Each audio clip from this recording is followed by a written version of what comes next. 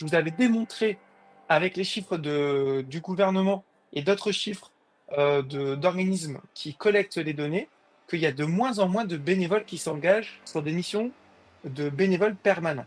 Donc président, trésorier, secrétaire. Et donc ça, c'est un vrai problème parce que s'il n'y a pas de dirigeants associatifs, on va se retrouver dans une situation où en fait les associations vont disparaître. J'accompagne actuellement un omnisport, c'est exactement ce qui se passe. Il y a un bénévole vieillissant euh, qui, a fait, euh, qui a fait son temps, comme on dit.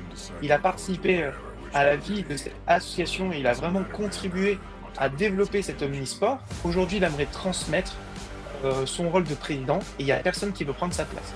Donc il y a un enjeu de pérennité, il y a quand même 7 ou 8 salariés, il y a un budget et il y a plus de 2000 adhérents et ce serait dommage que cette association disparaisse.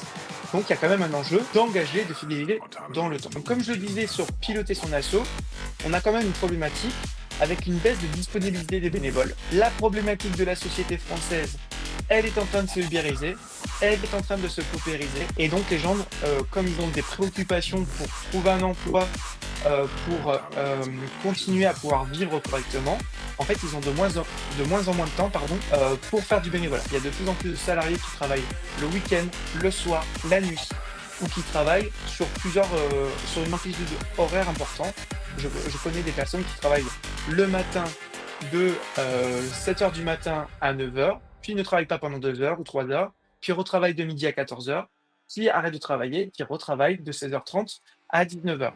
Donc là, ce morcellement de temps de travail, eh bien en fait, ça casse la dynamique et il y a de moins en moins de bénévoles qui s'engagent. Donc je disais qu'il y avait une baisse de disponibilité des bénévoles et surtout on a un vrai problématique, il y a un turnover élevé. Vous avez du mal à retenir, à fidéliser vos bénévoles.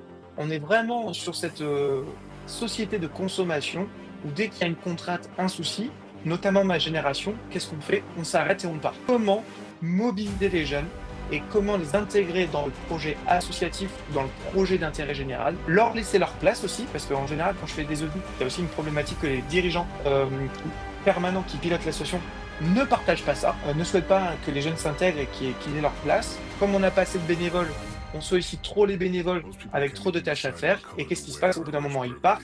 Et donc, on n'a jamais assez de bénévoles pour que tout le monde trouve sa place et contribue peut-être un petit peu moins.